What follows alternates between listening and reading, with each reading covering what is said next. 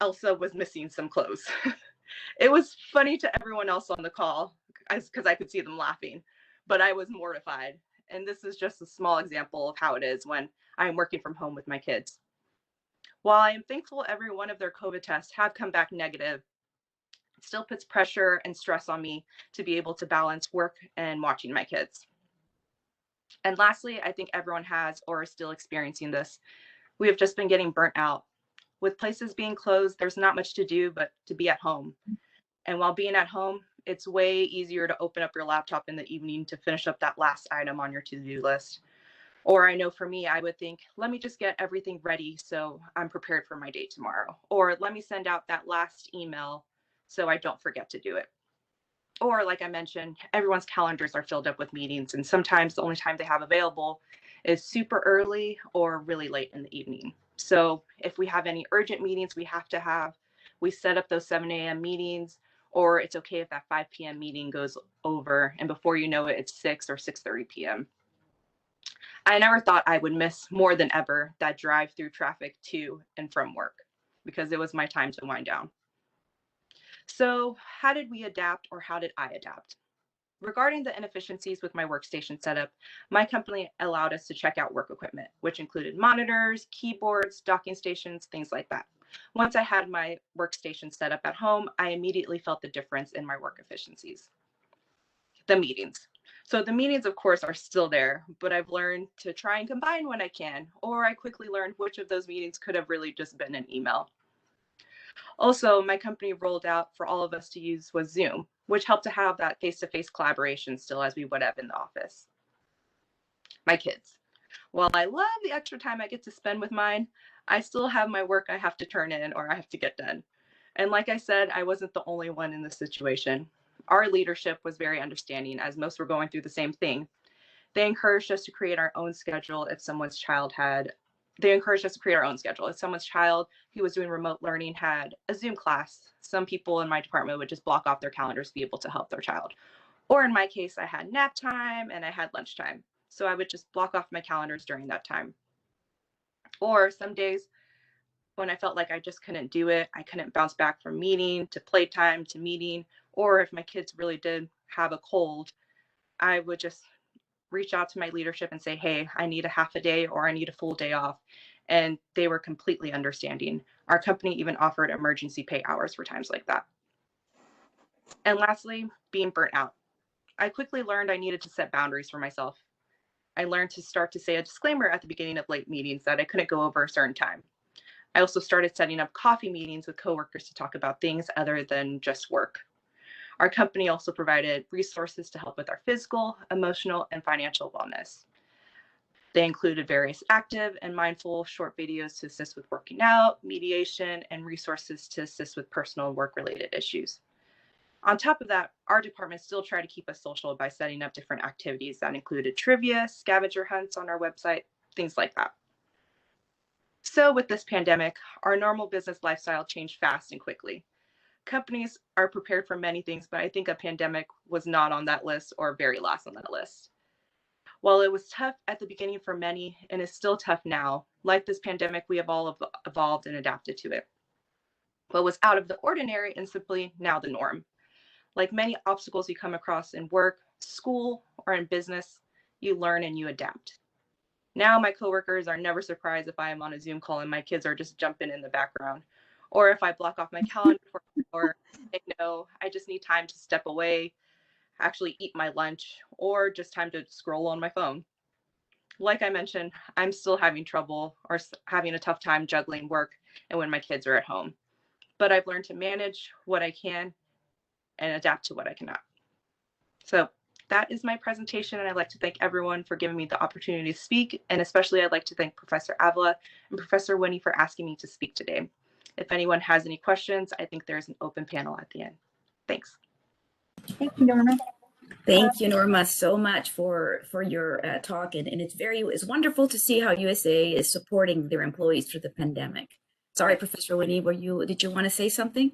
I was just going to ask her, do you foresee going back to full-time, like face-to-face, or have they offered maybe you could work half the week at home and face to face. Yeah, so we're still working from home right now. The starting date when they want us to come to the office keeps getting pushed back and back. So I'm not sure about that, but I know some people have expressed that they would like to keep working from home. So I think that's something they'll consider in the future. That's interesting. All right, so now we're going to move to Jose Alvarez. And Jose currently works for BDO. He's an experienced assurance senior, and he graduated from Our Lady of the Lake in 2016 with a BBA in accounting. So Jose?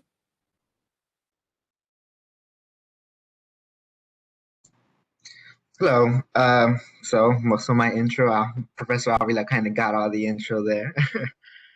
um, so in working in public accounting, our office stresses the importance of communication, even before the pandemic.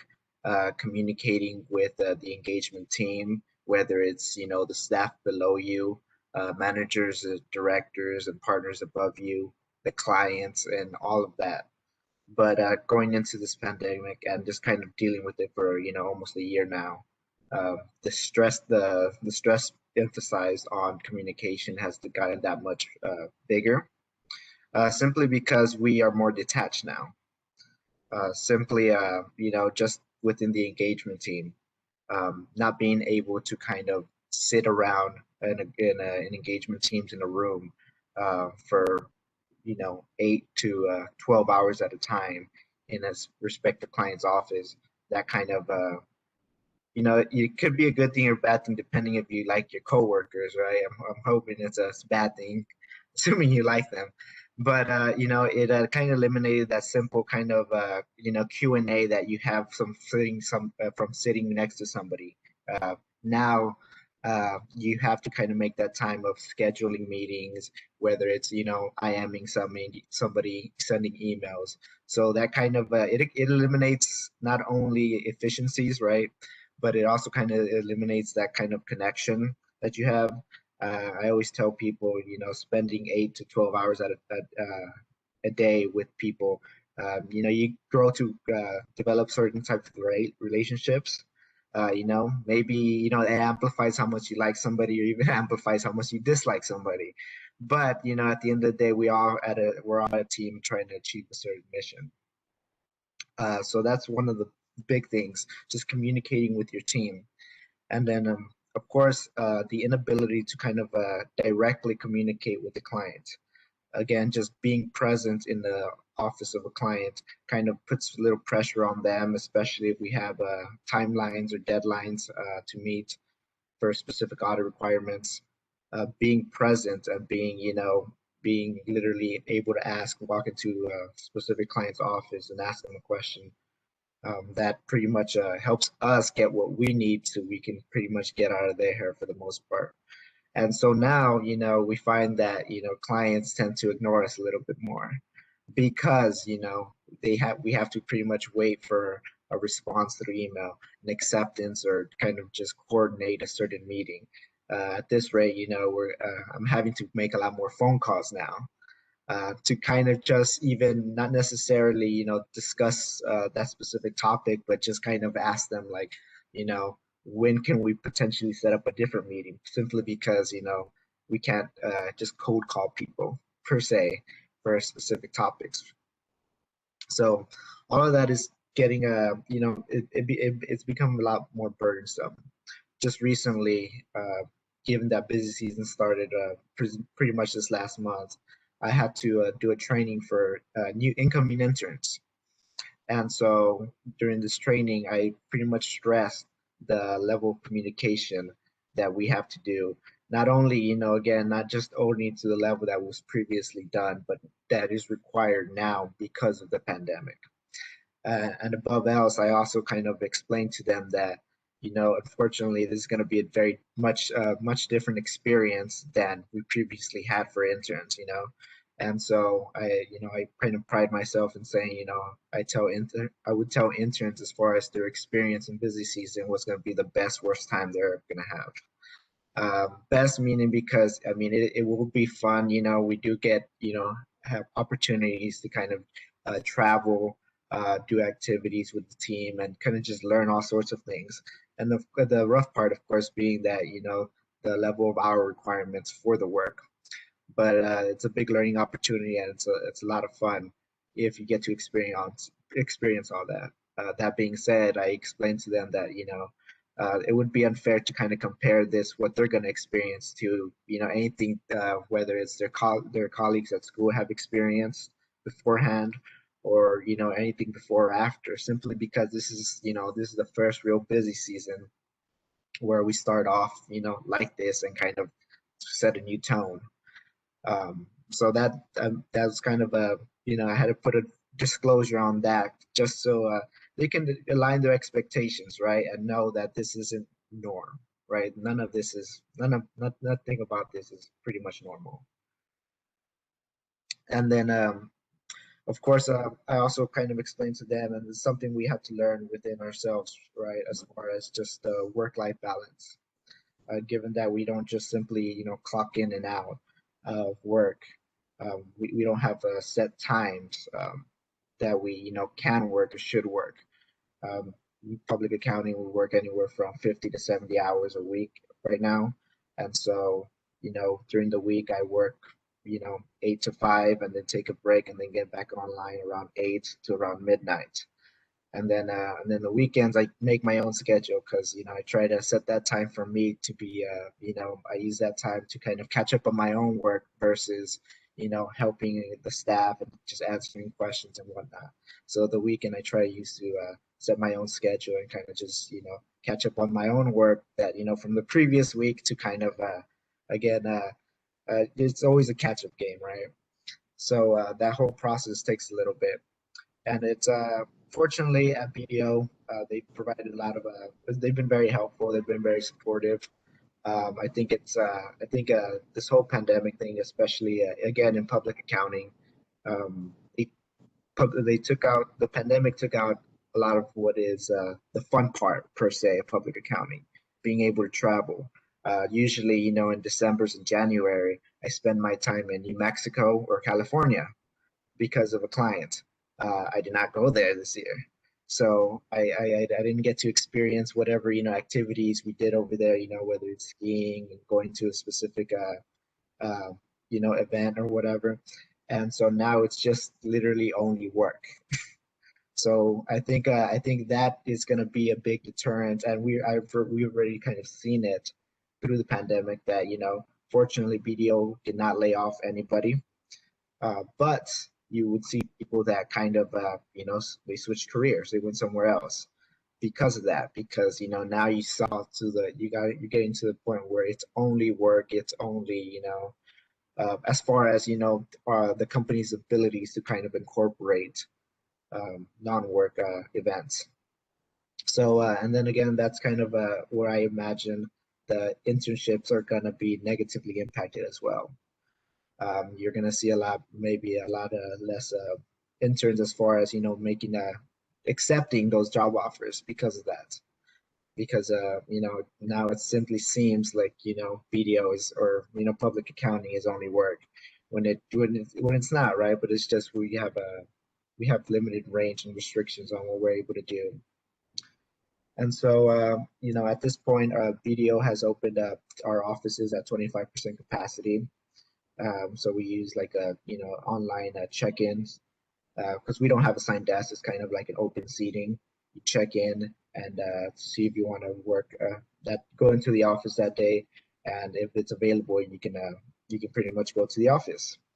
And so personally, I've gone to the office one time this whole time, simply because, you know, I was pretty motivated to kind of go back, because, you know, I thought it would be better for me as work-wise to be in a, you know, better work environment per se, you know, as opposed to, you know, being in a room with a large TV.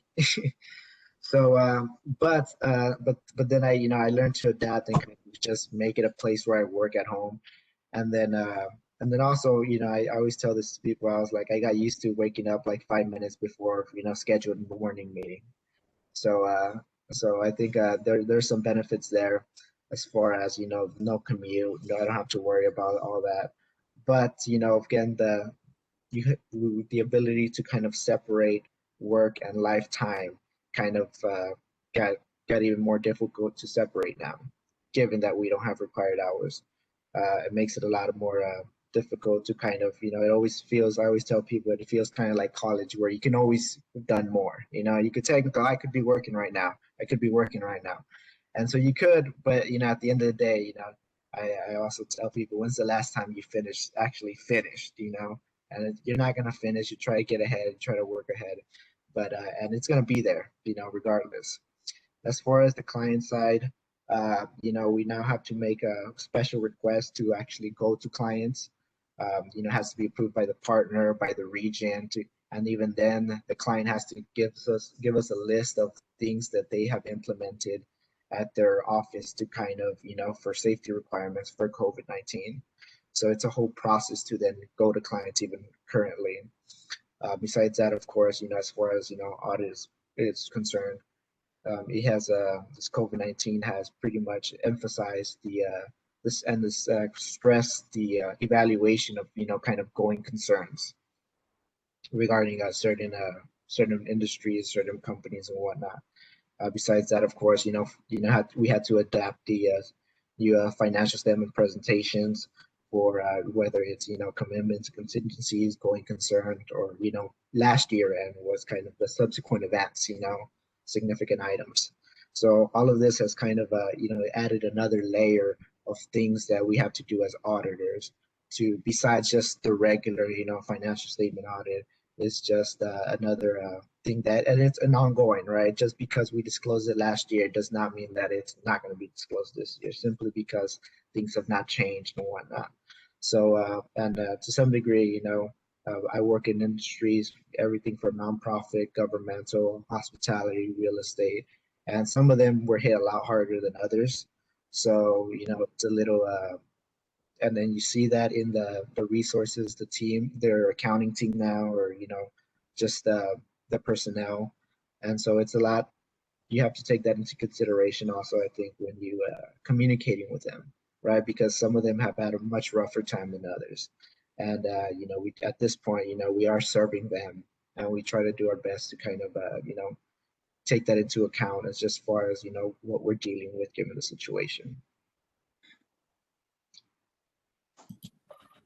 So thank you, Jose, very much. It's been an eye-opener for me, because for us, dealing with the pandemic in academia is different than what you both, Norma and Jose, have mentioned. So it's made me aware of things that I, didn't realize, how you're adapting on a daily basis.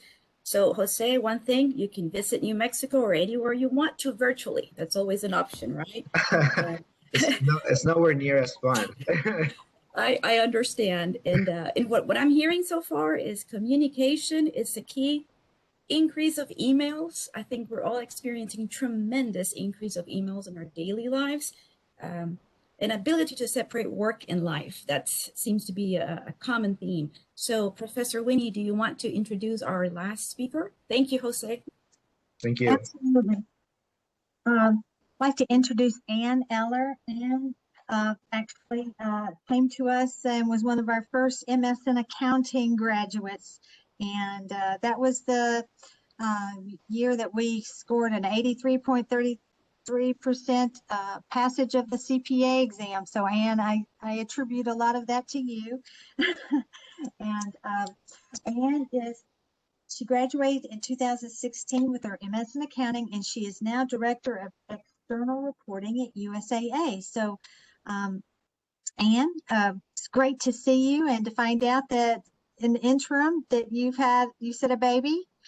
And yes. So it's so exciting to see all of you, but just catch us up on what you're doing, and then we'll turn the floor over to you for your presentation. So I'm going to mute myself now. Great, thank you. Good morning, everybody. I'm really happy to be here. So yes, as Professor Winnie mentioned, my name is Ann Eller. I've been with USA for about 12 years. And so I was really happy to see that Norma was on the panel as well. So USA definitely representing this morning. And I did graduate from OLU in 2016 with my MSA. And I know Professor Winnie and I had some early on conversations about getting into the program. And prior to that, I graduated from the University of Texas at Austin with my BBA in finance and accounting. And so from the beginning of my career, I've been with USAA and have been fortunate to be with them. And like Professor Winnie mentioned, I just had a daughter. She's about 7 months now. So my experience with COVID and the workplace, it's a little bit split, which I'll talk a little bit about and how it's changed over the little bit of a break I got with maternity leave. And you know, I'll say this: a lot of ditto and copy and paste from Norma's experience, but I'll speak a little bit to some of my experience as well. You know, I think first and foremost, the biggest change in COVID when it first started back last year is the space and equipment. You know, we did go from a great building for USAA, for those of you, you know, obviously familiar with driving down I-10, or a huge, you know, 40 acres plus campus that has a large building with a lot of amenities, not just for our workplace, but a place to be able to, you know, take your lunch, take breaks. If you haven't heard, in the building, you know, we have 3 Starbuckses, you know, that you could go grab a coffee or take a break, and a lot of other amenities with, you know, outdoor sports or a gym that was very accessible to us. So even from a space perspective of going into work and having, you know, enjoying it during your break, went completely out the door. Like Norma mentioned, USAA worked quickly to push everybody to work from home and to be able to work remotely, so that everybody's safety was first and foremost. And then with the equipment, like also Norma mentioned, you know, they were very quick to release some of the monitors and different keyboards and things that everybody would need. So the setup was very, very quick to change, and we were very blessed to have that. But at the same time, we did go from that big campus here in San Antonio to, you know, our home spaces that we, you know, whether it was a separate room, a bedroom, a living room, on the floor, just a quick switch to setting yourself up to be able to do your work. And then I think the second thing that really changed is the social aspect. Myself, I run a team, about 10 team members, and for those of you who are not familiar, because USAA is an insurance company, my team specifically works on regulatory reporting related to our property casualty and life insurance business. So this is very specific to a statutory accounting guidance, which is a little bit different from GAAP that most of you will be familiar with. And so we have some specific guidance and deadlines that we meet throughout the year, especially right now we're working towards a March 1st deadline. And so earlier when we were talking about working the weekends, myself and my team are heavily working both days on the weekends to meet that deadline.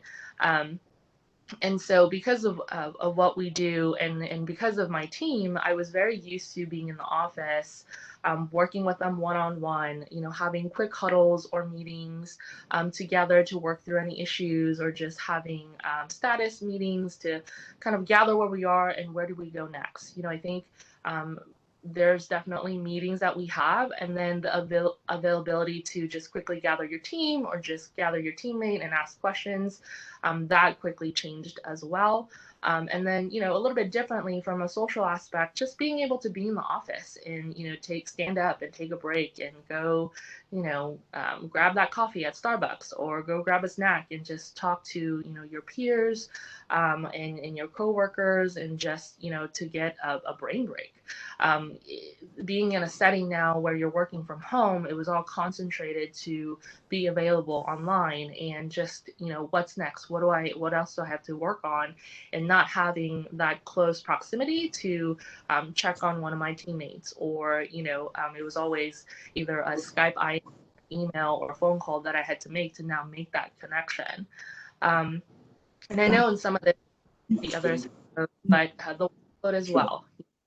I always have a lot to do, a lot to work on, but being at home and having that in front of you just definitely opened the door on the workload and how much we had to do and how much that we're all willing to just step in and just put our heads down and get through. Um, Schedule as well. I know both Norma and Jose talked about how the working remotely really opens up your schedule.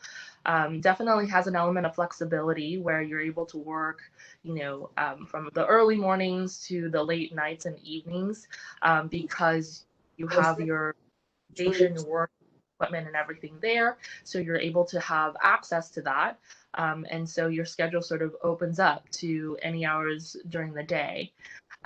For me, one of the biggest changes I think that I saw hit as well was hiring practices. It was before where we would maybe have initial phone interviews for a candidate and then invite them into our campus to one for them as well to see if they're a great fit, if we're a great fit for them, to also, provide that, hey, this is our campus, these are our amenities. Not only are we a great company, but this is a great workplace, a physical workplace for you to come. That, turned into Zoom calls or Skype calls and just meeting a person, quote unquote, meeting over video and phone. And then I know Jose mentioned this as well, travel. I did do a bit of travel in my line of work, just with conferences and just training and things like that. That all stopped right away. And then, as others mentioned as well, the biggest piece is communication. Lots of emails. I think, before the pandemic hit, I was already overloaded with email communication. And then once we went to the remote sort of style, emails definitely became the number one method of communicating. And I can't tell you the pile of unread emails I have sitting in my inbox and trying to get through them. So it definitely changed the way we communicate with one another. And in some ways, very unfortunate that, it's gone to the email mode. And I feel like sometimes people forget that you can pick up a phone and call somebody to communication. And so we're definitely in our line of work with external reporting. Communication happens not only internally, but externally as well. We work with our regulators from the Texas Department of Insurance, as well as the NAIC, the National Commissioners of Insurers. And so a lot of that communication now happens via teleconferences. Before we used to have regulators come on site, perform exams and audits, and where we have that face-to-face interaction. A lot of it is done now via these different types of meeting methods, whether it's WebEx, Zoom, Skype. I think there's a number of different ways to do that. And I think the hardships of sometimes having that communication, even just, having your video work or your voice, or, whether you mute it or not, those are all kind of things that we had to adapt.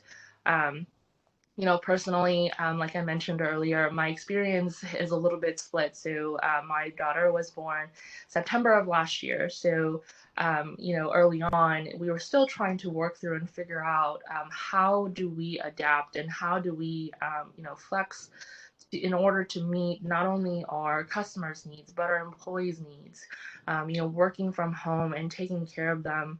And what does that look like? What does communication look like? Because before we moved several kind of different softwares and we were only on one and it wasn't working so well. And there was a lot of feedback from employees that, hey, I can't do my job the best that I can because we just weren't ready to, be in this environment with the equipment that we had. So before I went and had my daughter and went on maternity leave, the work environment was in sort of a flexible mode, like trying to figure it out. What is the best approach? How are others doing it? How is it impacting the employees? And once I came back from maternity leave, we were on a different system. Things were a little bit more structured and set. And a lot of, sort of a full year of COVID and pandemic coming back, a lot of lessons learned. And a lot of those lessons had to do with thinking sort of outside the box. I think in a work environment, it's pretty similar. Most companies have gone to remote, have video equipment and video meeting software and technology. But, coming back to it, I recognize that in order for you to kind of really succeed in this environment, you got to take the lessons learned. And that's, I think, number one, be creative. Some of the challenges that you may have in working in this environment with the equipment, the social distance of not seeing your coworkers or your teammates, be creative. We do have these Zoom or Skype meetings or WebEx meetings. So, having coffee together, on a break, or, taking that, those breaks that you would normally have for yourself, shut off your computer and take that break and be offline. Make yourself do that, or just find other ways. Go outside and work from home outside. Work the birds and the trees when the weather's nice. It's really freezing right now. It's crazy weather we're having, but just different things that you can do to be able to have the right mind, set with all this. I think the other lesson learned truly is, this is a very critical time for our loved ones, our friends and family, from a physical, but also this impacts us so mentally and emotionally that it is important to take care of yourself, and having that work and life balance is so critical. And so taking care of yourself and reminding yourself that, you shouldn't be plugged in or logged in, because it's so easy to open up your laptop and connect.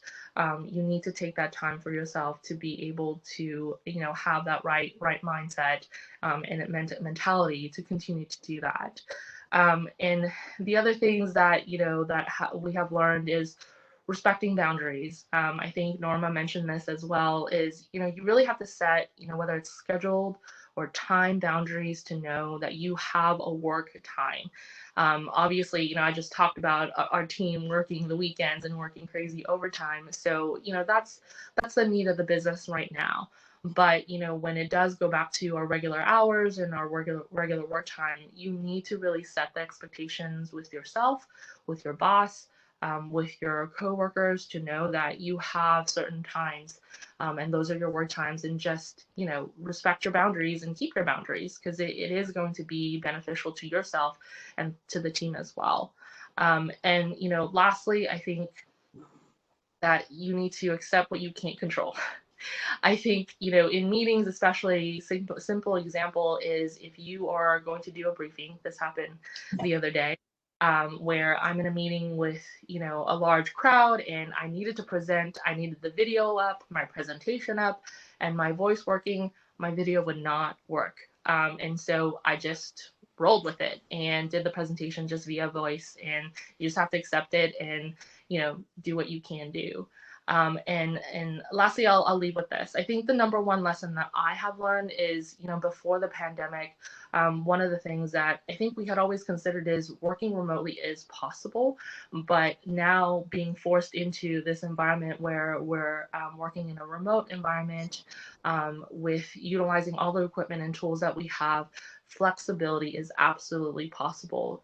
To be creative, and to set the right expectations, we are able to work wherever, whenever. It's just about creating the right boundaries, and respecting the structure that you set for yourself, to ensure that you're keeping a healthy mindset and emotional set, to do so.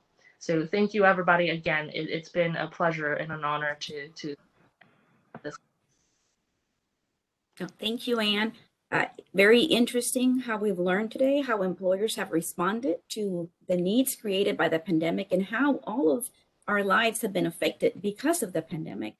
There have been, as we see, many challenges, but we've managed so far to adapt, and we continue to adapt, and our jobs are evolving, and we need to embrace change and to continue. So at this point, I want to open up the floor for questions, but I would like to start with the first question. So any of the panelists who wants to respond to this one, any advice that you can give to a student thinking of pursuing the accounting profession? Hi, this is Norma. Answer that question from my perspective. So one thing I would say is, in our classes, we had to do like lots of presentations, PowerPoints, get up in front of the class and speak. I would totally take advantage of that, getting comfortable with doing that, practicing with it ahead of time before your presentation, being prepared. Because once you kind of go into the work field for any kind of accounting position, you have to speak a lot. You have to be able to present, put PowerPoints together, presentations, things like that.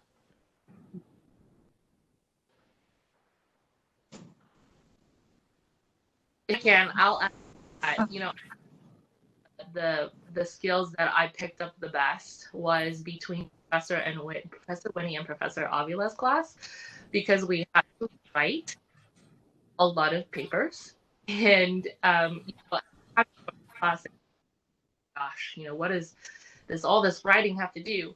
But not just in my position, but the positions I've had with the company, the writing skills technically that you pick up is so important as an accountant. It's an ability that you're able to explain and lay out what some of the accounting practices and principles mean. And if you don't have that skill, it's so hard to get your point across. Nowadays, you think that memorandums and memos are old school. It's not. They've come back to truly capture different issues and items that you need. And so thank you, Professor Winnie and Professor Avila, for all those writing that. The writing needed skill, I think, sometimes gets overlooked as accountants, and I would truly encourage that. Get through their classes. It will help. Oops, hang on. Can you hear me?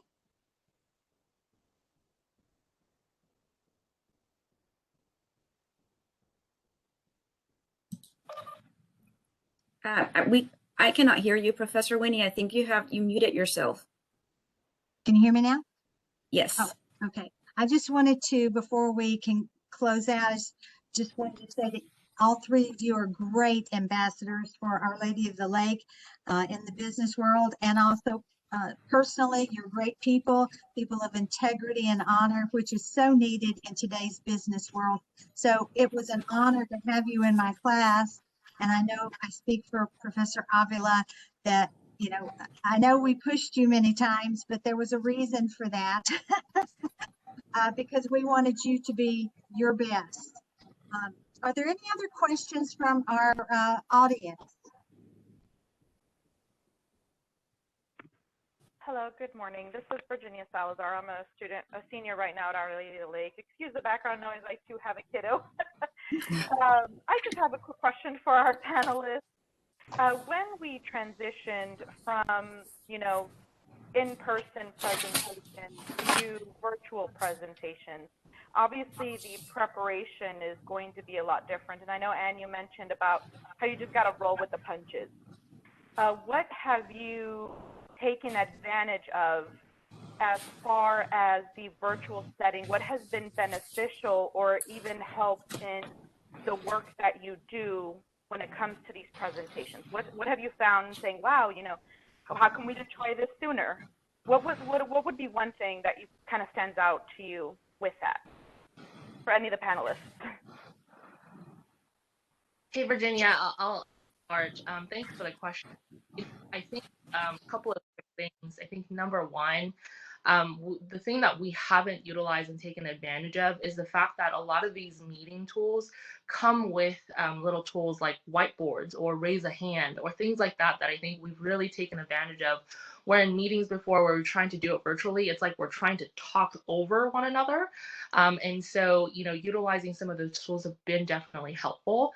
I'll say on a personal note, something that, I've taken advantage of doing things remotely is I can have my prep materials in front of me and my notes in front of me, and and nobody will know. And so I think taking advantage of some of that is helpful because sometimes you get questions or things that, as a presenter before, it had to all be up here. And if you didn't know the answer, you had to come back and say, hey, I don't know, I'll get back to you. But having the kind of the advantage of having things in front of you, it's a little bit easier to answer questions or just be prepared for anything that may be asked. Yeah, this is Norma. I'd like to echo what Ann said. Definitely, it's definitely easier to have your notes up for your meetings, maybe just like an outline or things like that. And like she said, they don't know that you have it up. Or in some situations, when I have meetings with the business, me and my senior audit manager might ping each other through Skype, like, hey, let's ask this, or kind of talk in the background a little bit. So that's also been helpful as well. And then also using Zoom in our company just to have that face-to-face interaction is definitely helpful, because sometimes you don't know what people are coming across as if you don't see their facial expressions. So All right, are there any other questions? I have one for Jose. You're in public accounting, and of course, I spent many, many years, and we lived and died by our timesheet and also your time budgets for a particular project, because you know, that's how they costed it out. How is that? Is that gone out the window now, or at least suspended? Because you know, I can imagine the hours are much more intensive since you're not personally there face to face. So You have to build in more cost or yeah, take less profit. so on that point, yeah, we do currently, although we don't clock in and out, we do have to book our time as far as, how we spent every work day on various clients. And even then, you have to determine, the meetings that you have, were they pertinent to a client versus the, administrative stuff. And so that goes then. But PDO, actually, we've been fortunate enough to we took this opportunity as far as being working remotely to kind of incorporate some other resources that I guess we were planning to kind of roll out, but we took advantage of this environment. One of them is kind of incorporating. We have a couple of different things. We have some people we have a department in India who are kind of in this case, we're allotting some time and some work to them, and they for whatever reason they charge a much lower rate than us, and they do work different hours than us. So Yeah. the good thing is they're kind of able to work at night while we don't, and then we take over in the day, and we're able to get a lot more stuff done in a shorter period. Okay, great. I have a question. I have a question that came in actually. It says, actually two. What changes made during the pandemic do you anticipate carrying over to the post-pandemic world? Very good question. Okay, I can take a shot at that. Of course, one of the things is, as pretty much it was touched on, is the ability to be flexible. I think, for the longest time, people were kind of choosing, especially, as, new generations came to be, is just pushing the ability to kind of work remotely. And being forced in a situation, I think we'll end up kind of seeing a mix of both, right? Where you maybe, everything goes back to normal, and you don't necessarily have to be in the office the whole time. Now there's more kind of whether it's an acceptance or ability to kind of manage more your own schedule and where you work. The last question, I think, because it's 10:19, what does the job market look like right now in the pandemic in your industries? So I can speak on behalf of kind of in my audit department. So we are still actively hiring in my audit department. We were still actively hiring before the pandemic, and even more now. We still need more people to kind of work on our audits, to lead audits and everything. So it hasn't changed much with the pandemic. And we've also kind of looked to hire more people who can work from home permanently, which. Okay, and I think that it's 10:20, so we don't have any more time. So once again, this has been a very interesting conference. Thank you, Jose, Norma, Ann, and for everyone else that joined us today. I hope you enjoyed it and learned as well. Professor Winnie, do you want to say something before we end? Yes. In closing, today we've explored, for at least the recent future, a glimpse of our new normal, not only in academia, but in CPA firms and also in corporations. And so we need to understand the magnitude of the challenges we face. We also need to examine our responses and be open to new learning opportunities. I can tell you I've learned more about technology in the last year than all my life. And then we need to be able to share our experiences not only with our coworkers, but disseminate our insights. And I have learned a lot today, and I thank you.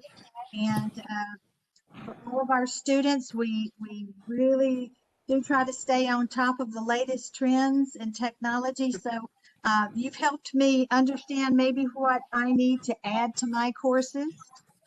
Yeah, so that Professor Avila and I make you the top candidates for any job that you want to go after. Mhm. So thank you for joining us. And at 10:30, the finance department begins their presentation. So thank you so much, Anne, Norma, Jose. It's great seeing you again after probably about, what, 3 or 4 years. Mhm. Yep. Thank you as well for asking us to come and speak today. It's been great. It's been a long time since I've been on campus or done anything like this with the campus. So it's nice to kind of get back into my home. Everything. So Thank you. And you might be getting invitations, for virtual presentations to the accounting club, to the university. I know Jose and I have talked about connecting and doing something, but this has been such a wonderful experience that we want to stay connected. Thank you once again. Thank you. Thank Goodbye, you. everyone.